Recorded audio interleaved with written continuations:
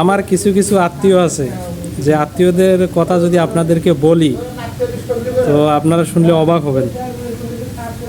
ধরেন কিছু আত্মীয় আছে আমার, সব সময় খোঁজ খবর নেয়, ভালো মন্দ, ভালো যেটা সচরাচর মানুষ করা উচিত এরকম করে, এটা ভালো, এদের কথা আমি বলতেছি না। তবে কিছু আত্মীয় আছে ভাই, জীবনে দাওয়াত তো দেয়ই না, দাওয়াত দেয় না, কিংবা আপনি দাওয়াত দিলেও আসে না, মানে ধরা ছোঁয়ার বাইরে। তারা এমন একটা ভাব করে যে তারা আপনাকে চেনেই না। তো তাদের কথাই বলি, তারা বছরের পর বছর দাওয়াত তো দেয় না, উল্টে যদি ফোনও দেয় না, উল্টে তারা একটু ফোন দিয়ে যে খোঁজ খবর নেবে ভালো মন্দ, সে ফোনও দেয় না। তো কোনো দিন যদি হঠাৎ আমি ফোন দেই, যে লোকটার সাথে অনেক দিন ধরে কথা হয় না, একটা ফোন দেই, ভালো মন্দ খবর নেই, ফোন তো দেয় মানুষ ভালো মন্দ খবর নেওয়ার জন্য, কি আশয় বিষয়গুলো জানার জন্য। তো ফোন দিলে কি বলে জানেন?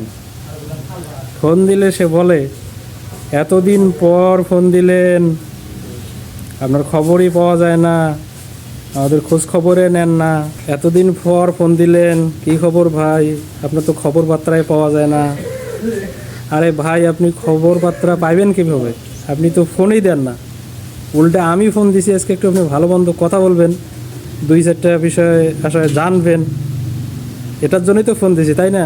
উল্টে তাদের কথা শুনে আমি নিজেই বিব্রত বোধ করি, নিজেই একটা নিজেকে অপরাধী মনে হয়, যে আসলে তো রে, লোকটা তো আমি খোঁজ খবর নেই না, এই সেই মনে হয় মাঝে মধ্যে। কিন্তু প্রকৃতপক্ষে ওই লোকটাই কিন্তু আমাকে ফোন দেয় না, কোনো দিনও ফোন দেয়নি, জিজ্ঞাসা করেনি ভালো মন্দ। আমি ফোন দিলেই দেখা যায় যে আমি একটা বিব্রতকর অবস্থার মধ্যে পড়ে যাই। এই হয়েছে আমার কিছু আত্মীয় স্বজনের অবস্থা, বুঝছেন? এখন বলেন এদেরকে কি করা উচিত?